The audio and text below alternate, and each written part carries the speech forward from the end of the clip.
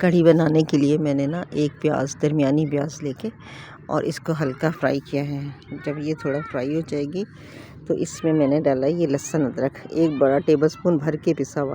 लहसुन ज़्यादा है, अदरक बहुत थोड़ा है। तो ये टेबलस्पून फिर मैंने डाली है मिर्चें, 2 चम्मच मिर्चें डाली हैं और फिर डाला है इसमें हल्दी। इसमें हल्दी डाली तकरीबन हाफ़ टी स्पून से ज़्यादा, 3/4 यानी समझ लें कोई टीस्पून डाला है।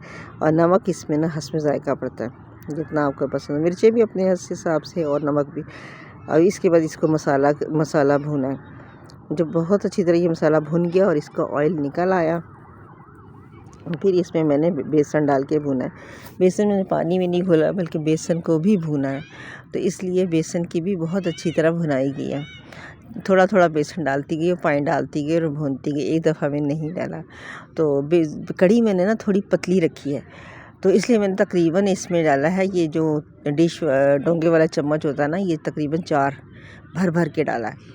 तो ये थोड़ा थोड़ा मैं डालती जाती हूँ और इसके साथ पानी डालती जाती हूँ और इसको भूनती जाती हूँ यहाँ तक कि इसका ना ऑयल निकल आए, इतना मैंने इसको भूनना है।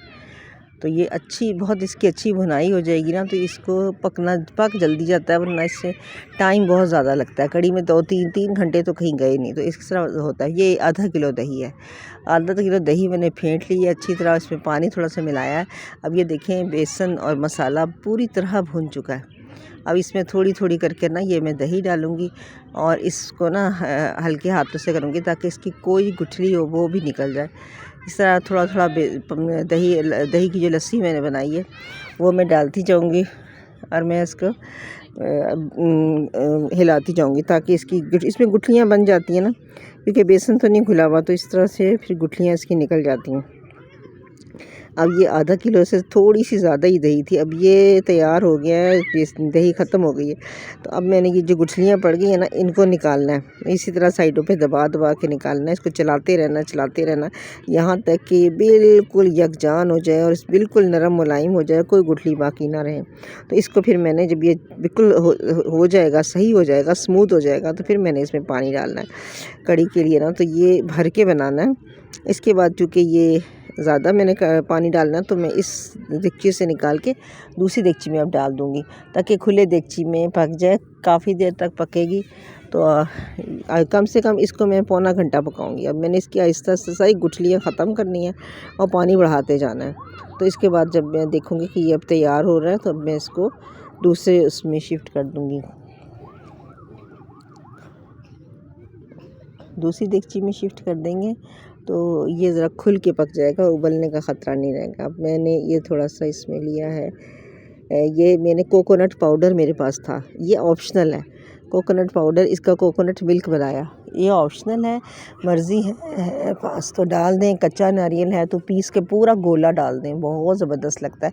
या उसका पानी निकाल के डाल दें बहुत अच्छी तरीके से, तो वो बन जाएगा। और ये इसको देखें, इस देगची में ये भी डला, तो इसलिए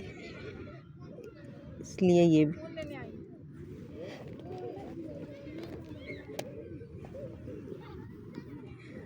अब जिसमें मैंने कोकोनट पाउडर घोला था और वो घोला हुआ था, दही घोली हुई थी, इसी में मैंने ना पकौड़ों का बेसन घोल लेना। कोकोनट पाउडर डालने से बहुत अच्छा टेस्ट आता है, लेकिन ये ऑप्शनल है, अगर पास है तो डाल दें, नहीं तो नहीं। अब ये हरी प्याज के पकौड़े बनाने हैं, तो ये बहुत सारी हरी प्याज है, अनारदाना है, हरी मिर्चें, नमक, मिर्च और अजवाइन ये भी साथ डलती है। तो ये हरी मिर्चें चली गई और ये चला गया अनारदाना। और अनारदाना इसलिए कि इसका पकौड़ों में ना और कढ़ी में खटास का बैलेंस इतना अच्छा आएगा ना, ये खाते हुए मज़ा ही आ जाएगा।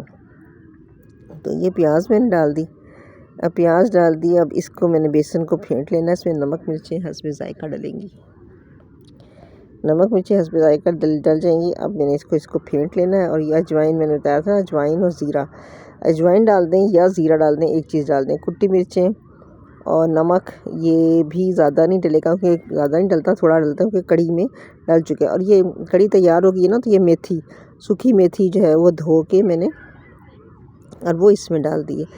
तकरीबन ये 2 टेबलस्पून मैंने मेथी डाली है, धो के पहले भिगो ली थी, फिर धो के छान के और डाली। अब ये पकौड़ों का मिक्सचर भी तैयार है।